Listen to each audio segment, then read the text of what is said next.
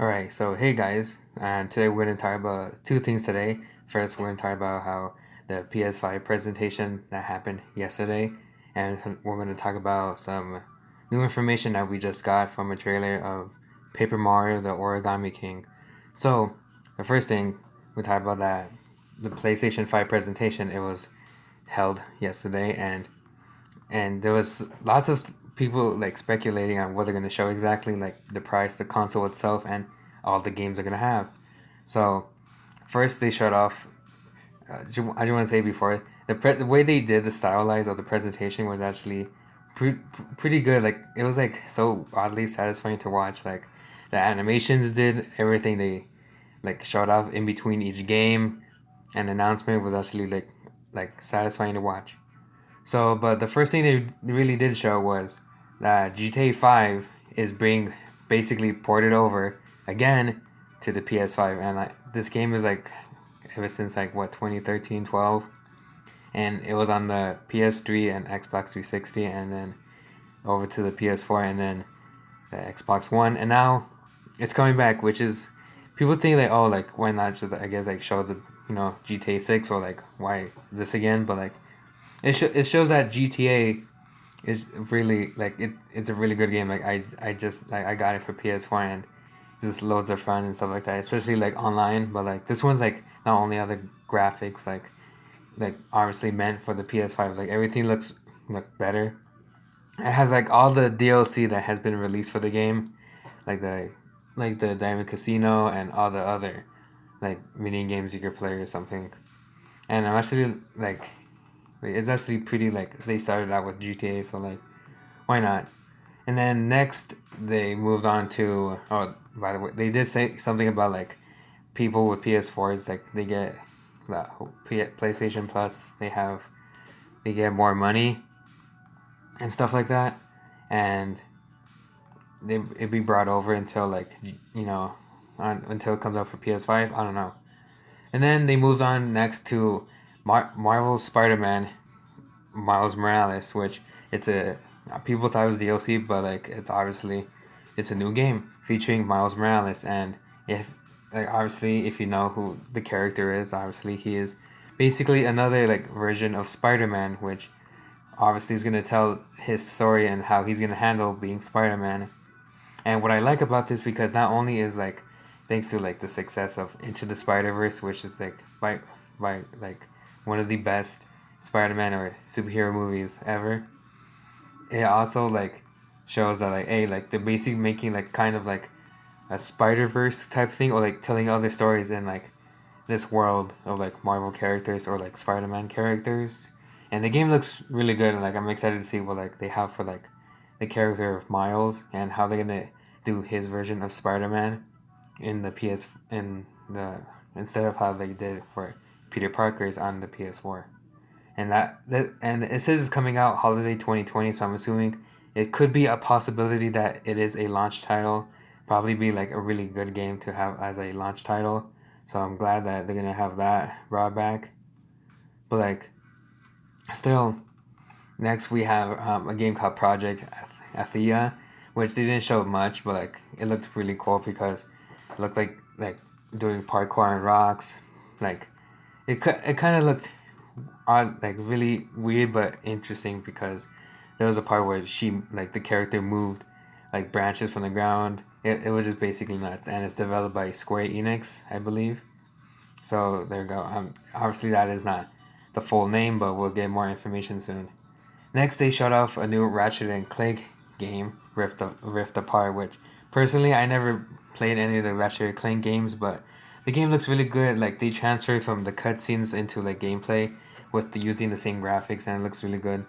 And the gameplay and the mechanics of it look really interesting and cool enough. So they also for some of these they showed gameplay of certain games as well. So that's what I think is really cool. Like they're taking an approach like how Nintendo, like not directs, but like how Nintendo does some of their announcements, and I really think like that's a really good way of doing it.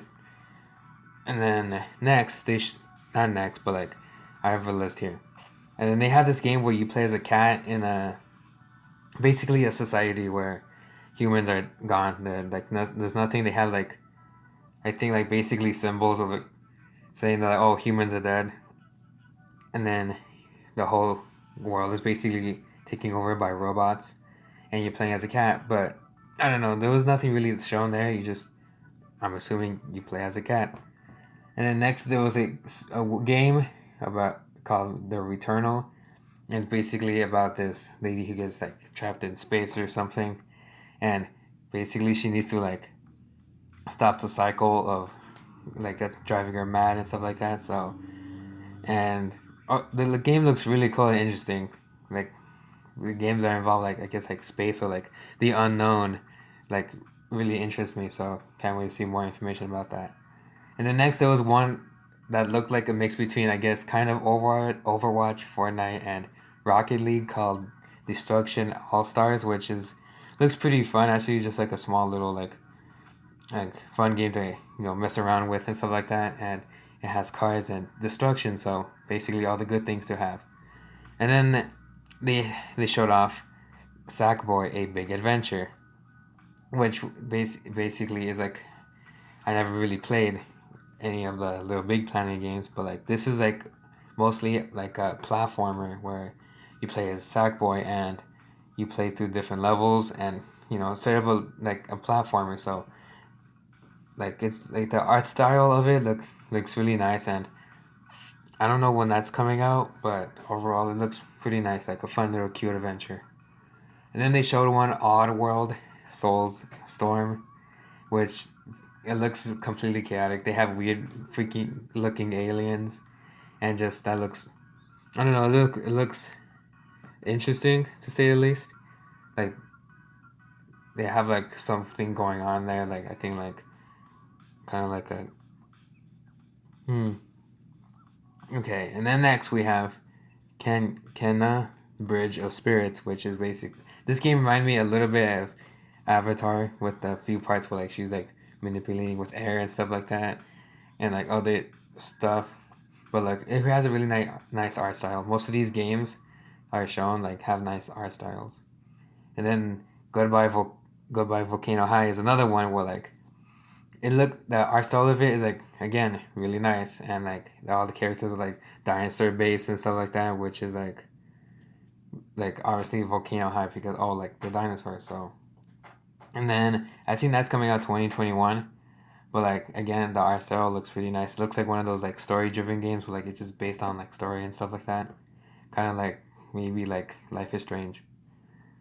And then we have here Ghost Warrior Tokyo, which I believe they showed this at E3 last year, but I couldn't get any information or like.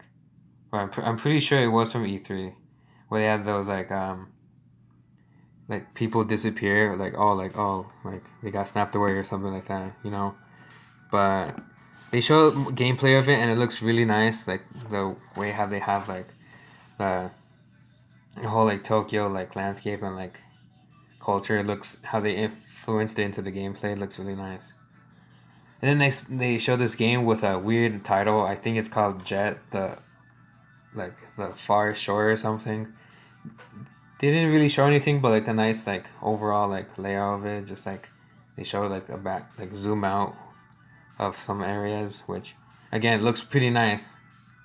And then it showed this one game kind of looks kind of like Dark Souls, which is Godfall. This is basically just like this medieval like monster rampaging game. And then they showed and then earlier before the presentation they had Gran Turismo 7. They showed gameplay of that, which not into those realistic racing games, but again like the amount of like effort they put into like detailing stuff is like really amazing. And then they showed off not a gameplay, just like not a cutscene either, just like 2K21 is coming. I don't really care about sports games on consoles, so that it was nice to look at, like the detail they had on the guy sweating playing. And then they showed off Solar Ash, which was again the art style for that looks really nice. Like I think it's like shell shaded or something, but like again like you enter like a black hole. I believe that's what the game was. And then they showed off Demon Souls, which I forgot it was actually all about. Just I knew it was in the trailer. I just wrote it down. And then after that, they showed off which it didn't look like one, but like it was Resident Evil 8 basically, or Resident Evil 8 Village, whatever you want to call it. And I heard rumors about this, like they're gonna eat like maybe Resident Evil 4 remake or like Resident Evil 8 coming out. So yeah, and then obviously it's coming out, and in the ending they show Chris. But again, I haven't played all of them. I need to play like like Resident Evil 7. So I'm glad to see like them continue on with like more of the games instead of remakes. Not that I hate remakes, it's just something new. And yeah, then they showed another one, like another like stopping a loop or something, death loop. We plays this guy and he's just trying to survive. Like he's getting like basically like bounty hunters or something chasing after him, killing him. And there's this one girl who's like trying to kill him as well, but she has like enjoyment out of it. So there's that. And the way they did it though, with like the art style of it, like they did it with like not the cutscenes, but like the transitions they did was really nice. Then they showed Little Devil Inside, which was this, I don't know, the trailer was weird. They had to zoom out of a guy pooping in a toilet, so that was weird. And then they showed this weird game called Bug Snacks, which was basically play these animals who live on an island where like these bugs are like made out of food, and you can eat them, which is weird because they're also alive. So that's totally not disturbing. And overall, it just looks like weird, but like again, simple, harmless one. Then they showed off Astro's Playroom, which is basically like Astro, like this little robot. I believe they had a game on the PlayStation 4, but like that's like a preloaded game you'll get like for free on when you get your PS5. And then they showed off Hitman 3, which the trailer didn't look like Hitman, but now they're getting a new one in the series, and it looks pretty cool. And then there's one again. There's one guy wearing like a space suit in a destroyed city with a little girl called Pragmata, and it kind of had like a weird, mysterious, like post-apocalyptic vibe. And they're on like on the moon together, but she's not wearing like a suit or helmet, so looks pretty interesting. Most of these games shown like really made me feel more interested to see what they have. And then the last one they showed was Horizon 2 Forbidden West, which I do have the first game, just never really finished it. So I might, give the game another chance to see if the sequel's any good. So yeah, those are all the games they had for the PlayStation 5. And now now they talked about a few things about hardware, like they showed off the console. It looks really nice and sleek. People say it looks kind of weird, but for me, it looks really good. I like it. I gotta admit, it does look really futuristic, just like the controller. And I hope when they have like I guess like another presentation, where maybe they'll show off more colors, and maybe a price for the console. Like no one still knows what it is. I'm still thinking like 500 to 600. And then they showed off accessories with it, and the controller, DualSense controller, and it comes with a charging. That comes with. They also are gonna have like a charging station, HD camera, Pulse 3D headset, and a media remote. So there we go. And then the console also has 4K Ultra HD Blu-ray, ultra high speed SSD, ray tracing, and then the controller has some really good feedback,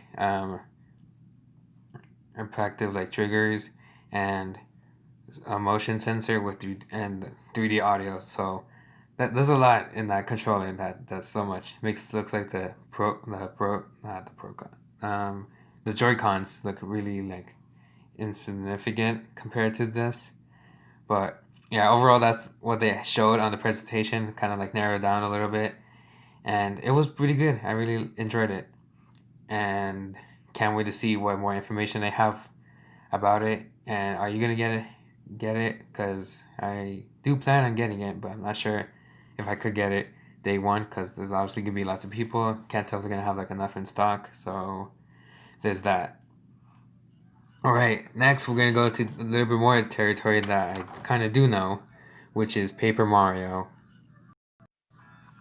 All right, so in the new trailer that Nintendo just released of the Origami King, they basically it was 5 minutes of like new details they showed off because the game's coming out like real soon, like I believe next month. So obviously they need to show information if they're not gonna do like a direct or like something for like E3 since E3 is not happening. So they showed off more areas of the game, like this really nice like forest, and like this fall mountain side and stuff like that, and then a ninja mansion, and then sewer system, and then this really nice sandy oasis that looks like mix of like bingo or like a casino type of thing. Like the places look really nice, and I'm glad they give me like different like like locations besides just the Mushroom Kingdom or like a different area. And then the thing people really wanted about in Paper Mario games, like companions to join you on an adventure. How like the like how 64 and the Thousand Year Door did, and they have them. Well, they're not as creative characters, but like I think there's one, the main origami one that you go with is her name is Olivia, and she basically is trying to help you stop her like brother from you know taking over the kingdom. And then they have this bomb where he has like amnesia or something. I believe they said in the trailer. Where he also couldn't join you as like a party member. And then next they have this Professor Toad where he's like studying like fossils or something like that, exploring. He could also be a partner. And then also Kamek, I believe he's also a person that could join your team, and Bowser Jr. I think. And then they also can aid you in battle as well. Then they showed more of like the paper mache heads. I'm not sure if that has like any real effect, but again they're gonna do like more of the paper crafting stuff like paper mache, origami, so lots of things like that. And the battle system is finally we're gonna know is that it's no long. It looks to me that it's no longer like it's no longer like the freaking color splash or like how Sticker Star was. People hated that. And to me, it was kind of a little bit annoying. I only played a little bit of Sticker Star, and it was a little bit tedious, like relying on only that the stuff you had to put moves on and just peeling stickers. But I heard Color Splash was a little bit better, but I don't know. So you basically need to line up the enemies in a row or like in a group, so you could attack them with either the hammer, jump, or like other moves you get along the way. And what I like about it is because they're going to a traditional RPG kind of stance where like also like in the old games where like you have an audience in the background. In this games you also have like toads in the background as well.